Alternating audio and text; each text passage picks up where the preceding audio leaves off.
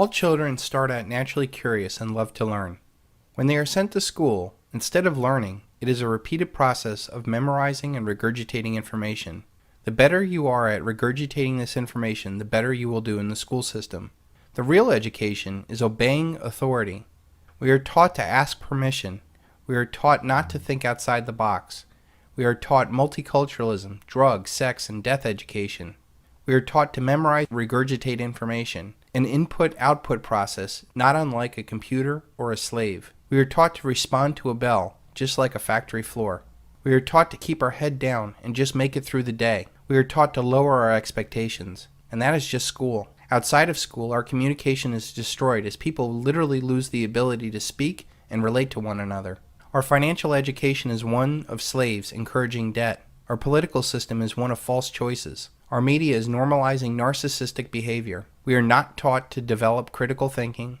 We are not taught about debt-based money and the principles that our founding fathers fought for. We are not taught to cooperate and view each other as a team with individual talents and gifts. We are not taught to question authority or even the facts demanded of us. We are indoctrinated, not educated.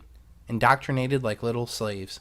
The secret of American schooling is that it does not teach the way children learn, nor is it supposed to. Schools were conceived to serve the economy and the social order rather than the kids and the families. That is why it's compulsory. As a consequence, the school cannot help anybody grow up, because its prime directive is to retard maturity. It does it by teaching that everything is difficult, that other people run our lives, that our neighbors are untrustworthy and even dangerous. School is the first impression children get of society. Because first impressions are often the most decisive ones, school imprints kids with fear, suspicion of one another, and certain addictions for life.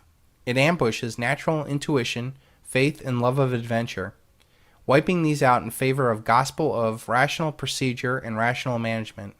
Between 1906 and 1920, a handful of world-famous industrialists and financiers together in their own private foundations handpicked university administrators, House politicians, and spent more attention and more money towards forced schooling than the national government did.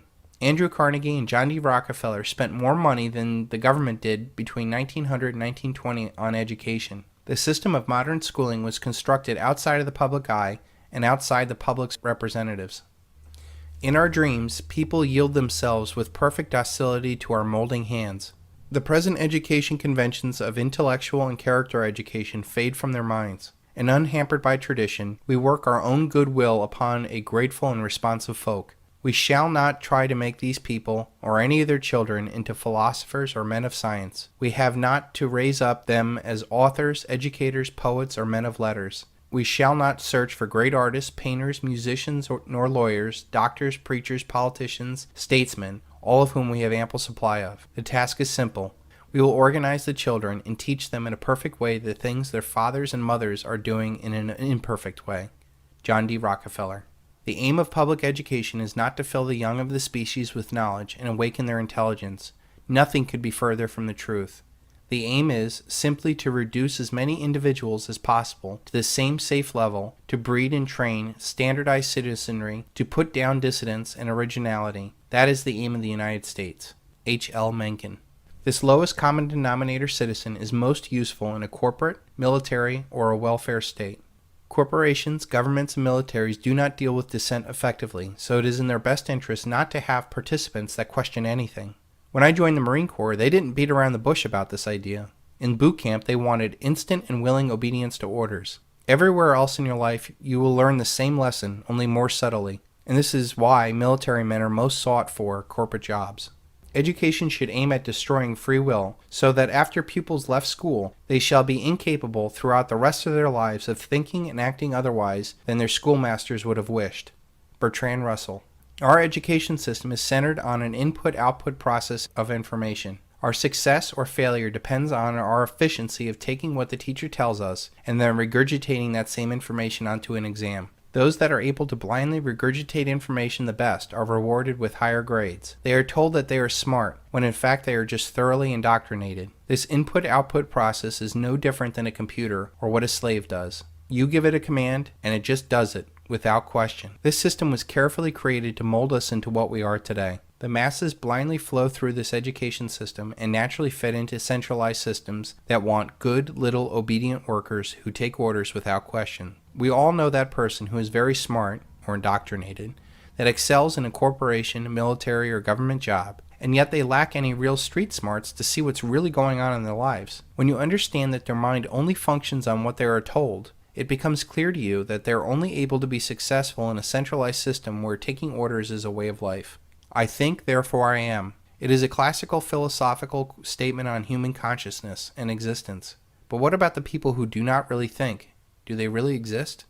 This input-output mindset is reinforced outside of school and the career world. Our society is all about what is popular. From early on in our lives, we are pressured into doing what's popular and not what's best for you. This is a way a collective gets individuals to sacrifice what is unique and special about themselves, to become the lowest common denominator in a group that really doesn't care about you at all. The most brilliant propagandist technique will yield no success unless one fundamental principle is born in the mind constantly. You must confine itself to a few points and repeat it to them over and over again. Joseph Goebbels. When you look at our news or political debate, it is driven by talking points where they are repeated with such accuracy it's scary. Talk show host Conan O'Brien may be about to push the envelope on late-night television. Conan O'Brien may be able to push the envelope on late-night television. Conan O'Brien may be about to push the envelope on late-night television. Conan O'Brien may be about to push the envelope on late-night television. Conan O'Brien may be about to push the envelope on his late-night television. Conan O'Brien may be about to push the envelope on late-night television. Conan O'Brien may be about to push the envelope on late-night television. Conan O'Brien may be about to push the envelope on late-night TV. Conan O'Brien may be about to push the envelope on late-night television. Conan O'Brien may be about to push the envelope on late-night television. Conan O'Brien may be about to push the envelope once again on late-night TV. Conan O'Brien may be about to push the envelope on late-night television. Conan O'Brien is looking to push the envelope on late-night television. Conan O'Brien may be about to push the envelope on late-night TV. Conan O'Brien may be about to push the envelope on late-night television. Conan O'Brien may be about to push the envelope on late-night television. Conan O'Brien may be about to push the envelope. If this works for late-night TV, what else could this be good for? It's the third time I've said that. I'll probably say it 3 more times. See, in my line of work, you got to keep repeating things over and over and over again for the truth to sink in, to kind of catapult the propaganda. Terrorism, terror, terrorist, terror organization, terrorist attacks, terrorism, terrorist network, terrorist attacks, terrorist group, terrorists, terrorists, instruments of terror, a terror network, terror cells, terrorists, terrorizing terror and murder. To kind of catapult the propaganda. Weapons of terror, terrible weapons of mass destruction, chemical weapons of mass destruction, dangerous weapons to even more dangerous weapons, biological weapons, chemical agents, chemical weapons, chemical attacks, chemical and biological weapons, weapons, ballistic missiles, chemical or biological weapons, chemical or biological attack, chemical and biological attacks, poisons, deadly gases, the biological or chemical weapon, instruments of terror, the instruments of mass death, weapons of mass destruction, nuclear weapon,